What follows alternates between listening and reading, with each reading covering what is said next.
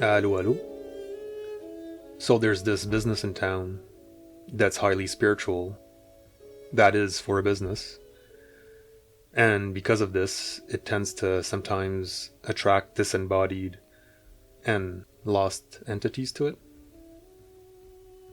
Last week, there were two employees over there talking together in the kitchen.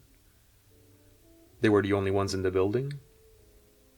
One of them I know very well. So she drops her tea mug, which breaks to pieces on the floor. And not long after that, both of them hear the distressed cry of a woman just down the hall. In a way, this kind of phenomenon, the lingering, disembodied spirit phenomenon, follows a certain predictable blueprint. The major difference that I find these days when it comes to disembodied beings is that I seem to fall almost only on those that are getting ready to move on soon. Who knows, maybe it's a sign of the times or something. Anyway, in this particular case, it's a woman who's been cut down in her prime and now feels like she's in a maze, desperately trying to find her way out. But even though she doesn't know where to go, she's very stubborn and keeps on pushing ahead, which is to her advantage. Her tirelessness will eventually bring her some of the answers she needs in order for her to find her way home. Answers from someone who she's close with, that's attempting to communicate with her. For the moment, though, in many ways, she feels like she's stuck in place. She doesn't know how she found her way in this specific location, and especially doesn't know how to find her way out.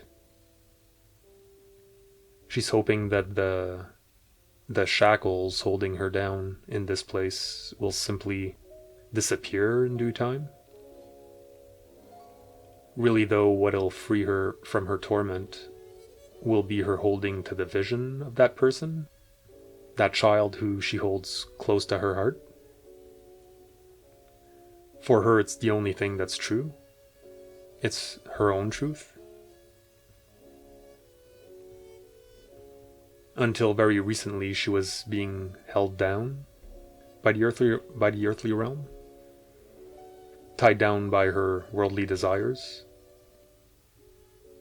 Luckily for her, though, the earth realm is slowly dissipating. In a way, she can already see her way out, and that's because she's in this new locale, where she's at right now, which is her very last stop before she enters her true home. What was once a nonsensical maze of confusion, this feeling of continuously being pushed around in endless circles, now she's starting to understand it, to master it. She's learning to push her way through the fog and back to this bond, this connection she has with the young family member she once lost, and now she's finding her way back to, which was perhaps her child. Either way, it's definitely a family member. In any case, the roles are about to reverse, because now it's this youth that'll be there to guide her to her new home. And from the imagery here, it pretty much looks like the heavenly realm. Anyway, it's way above ours.